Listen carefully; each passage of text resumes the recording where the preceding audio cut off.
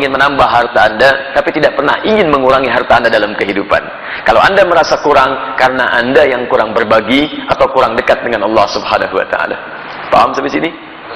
Baik. Siapa yatim yang hadir pada subuh ini? Ada anak yatim? Halo? Anak ya?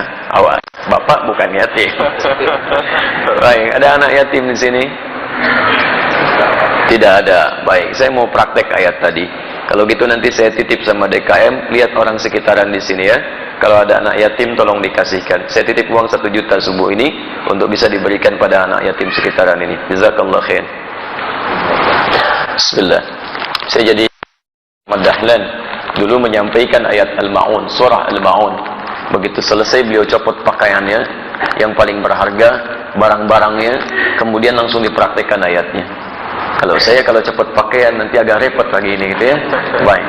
Jadi lebih baik keluarkan sebagian isi dompet, itu lebih bagus. Bismillah.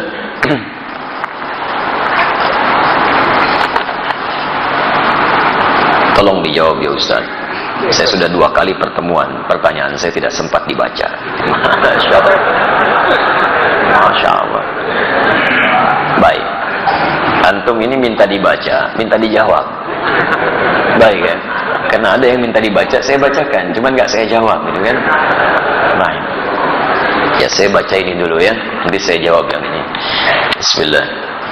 Pak Ustaz, jika hukum jual beli dagang, hukumnya bagaimana? Boleh? Boleh dagang. Kalau tidak boleh, masa Nabi mempraktekkan dagang? Nabi kan pedagang.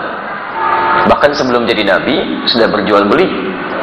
Beliau mengambil barang dagangan dari Sayyidah Khadijah, yang lantas kemudian menjadi istri tercinta beliau dalam kehidupannya, didampingi oleh Maisarah, kemudian berdagang sampai ke Syam, ya Masya Allah. Dan ketika berdagang, itu Nabi itu kalau dagang nggak pernah kembali modal Pak, nggak pernah kembali modal, kembali untung, untung lagi, untung lagi, untung lagi. Dan bukan cuma untung, yang berdagang dengan beliau, yang membeli itu senang. Nabi bisa terbayang nggak? Beliau untung, pedagang lain juga merasa nyaman, dan pembeli juga merasa senang. Jarang-jarang ada orang begitu. Ya, jarang-jarang. Kalau pedagang untung, biasanya pembeli kecewa, gitu kan? Baik, umumnya demikian. Baik, sedapat mungkin Anda tawar supaya mendapatkan kenyamanan dan kenyamanan.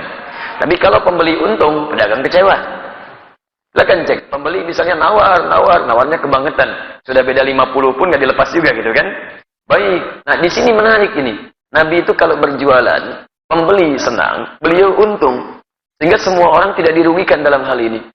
Dan hebatnya nanti konsep dagangnya Nabi SAW, ketika diajarkan pada para sahabat, itu Masya Allah. Tidak ada di antara mereka yang juga kembali modal. Semuanya untung.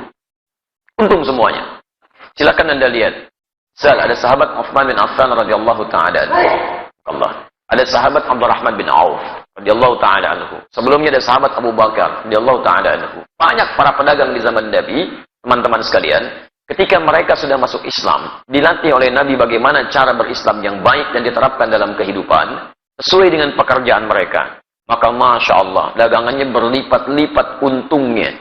Bukan cuma untung dunia, tapi untung akhirat. Tidak sedikit di antara pedagang di masa Nabi, bukan cuma kaya dalam urusan dunia yang asetnya sampai sekarang masih ada, tapi juga dijamin surganya tanpa hisab. Saya beri contoh, Uthman bin Affan radhiyallahu ta'ala anhu. Sebelum masuk Islam, pebisnis. Setelah masuk Islam, kayanya luar biasa. Silakan antum, saya berdoa mohon pada Allah, kalau yang belum umrah, belum haji, insya Allah diikhtiarkan ya, ikhtiarkan. Insya Allah mudah-mudahan dipercepat oleh Allah Subhanahu Wa Taala untuk bisa berhaji atau umrah. Nanti saat ke Madinah main ke satu tempat, terdapat di dalamnya tapak-tapak kesuksesan Uthman bin Affan radhiyallahu taala anhu.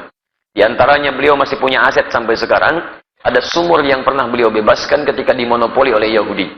Mau minum bayar. Kata Uthman, saya beli sampai semuanya akhirnya dibeli Uthman. Kemudian dibebaskan. Yang mau minum, ambil aja. Sekitaran area sekitarnya ada tanah cukup luas. Dibeli oleh Uthman bin Affan radhiyallahu ta'ala anhu. Saya beli. Tanamin kurma. Yang lapar, ambil. Gak usah bayar. Yang haus, ambil. Gak usah bayar. Sampai sekarang area itu ada, akan dibuat area perhotelan, royaltinya disimpan di Bank Saudi, disedekahkan kepada umat muslim atas nama sahabat Utsman bin Affan radhiyallahu taala anhu. Sampai sekarang masih ada. Abdurrahman bin Auf radhiyallahu taala anhu itu diembargo, ya, bukan cuma diembargo, dirampas hartanya saat di Mekah. Pergi ke Madinah cuma pakaian yang melekat di badannya. Baik, begitu sampai di Madinah, diterima oleh orang paling kaya di Madinah. Kata orang ini, sami'tu annaka kunta ghaniyan bima ma'na. Saya dengar kamu jatuh fakir saat di Mekah. Kalau ingin kaya lagi, ambil setengah kekayaan saya.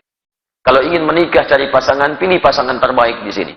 Maka saya akan fasilitasi. Masya Allah.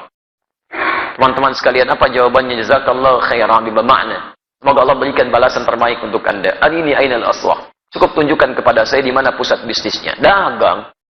Dipraktekkan ilmu dari Nabi. Modal cuma pakaian. 3 bulan. Jadi orang paling kaya nomor 3 di Madinah. 1 tahun jadi orang paling kaya di Madinah. Yang kapaknya saja terbuat dari emas. Kapaknya. Coba lihat. Orang terkaya di Lampung belum tentu punya kapak. Ya. Orang terkaya di dunia, Bill Gates, 1.300 triliun hartanya. Tanya, punya kapak gak? SMS tuh pagi ini, tanyain. Ya. Abdurrahman bin Auf setahun kapaknya terbuat dari emas. Modalnya apa? Cara bisnis Nabi. Nah, cara ini tidak menghalangi mereka untuk ibadah kepada Allah. Kaya dan soleh. Silahkan cek, buka kitabnya Imam An-Nawawi. Imam An-Nawawi punya kitab namanya At-Tibyan fi Adab Hamalatil Quran. Lihat versi Arab yang cetakan Darul Kutub Al-Islamiyah. Warnanya merah marun. Halaman 38. Paragraf yang pertama, baris 1 sampai baris yang kedua paling atas sebelah kanan. Kata Imam An-Nawawi rahimahullah, sahabat Utsman bin Affan, Abdurrahman bin Auf, ada Abu Darda, itu orang-orang, ada lagi At-Tamimi, itu orang-orang yang luar biasa. Tamim Ad-Dari, bukan At-Tamimi, Tamim Ad-Dari, yaitu malamnya, di antara kesibukan mereka, masih bisa menunaikan tahajud sampai khatam Al-Quran. Sampai khatam Al-Quran. Jadi pendekatan kepada Allahnya luar biasa. Makanya Allah buka rezeki mereka lebih daripada yang lain. Jadi kalau Anda ingin dapatnya rumusnya begini. Kalau Anda punya permintaan yang lebih daripada orang lain, maka dekati Allah dengan cara ibadah yang lebih daripada orang lain. Orang lain tidur, Anda bangun. Orang lain sedikit-sedikit tidur, Anda sedikit tidur. Orang lain sedikit-sedikit makan, Anda sedikit makan. Puasa, rajin. Tahajud, rajin. Ikhtiar juga rajin. Nanti dengan ikhtiar itu Allah mudahkan jalan keluar Anda. Wa may yattaqillaha yaj'al lahu makhraja wa yarzuqhu min haitsu la yahtasib. Demikian di Quran surah ke-65 ayat 2 sampai 3. Nah, saya persingkat jawaban untuk pertanyaan Anda di sini.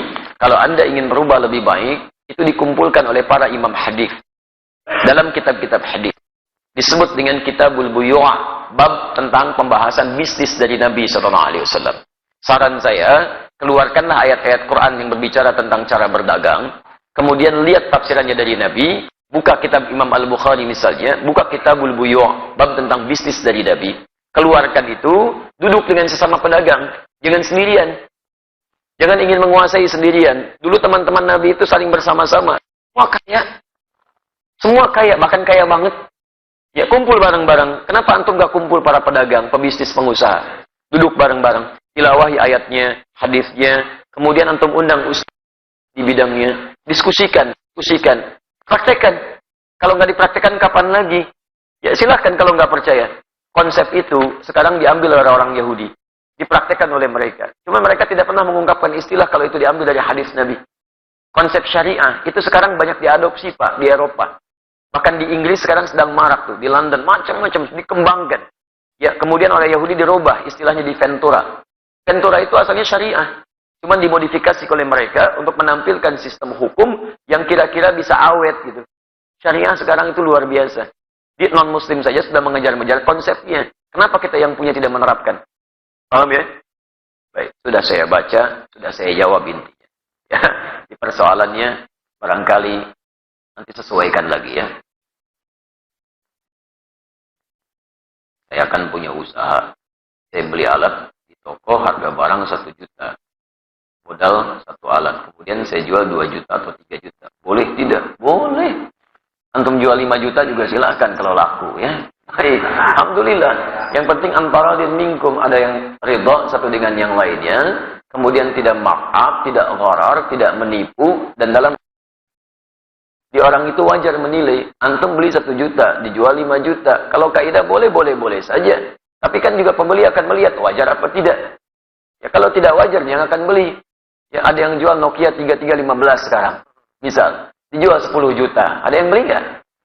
Nggak ada. Modal antum cuma 100 ribu, dijual 10 juta gitu kan. Akan ada yang beli. Jadi kalau misalnya antum ingin jualan seperti ini, boleh saja. Lihat batas kewajaran, jangan menipu, jangan ada gharar. Kemudian yang paling penting juga hindari hal-hal yang dilarang seperti riba dan sebagainya. Paham ya? Baik, sudah saya baca, sudah saya jawab.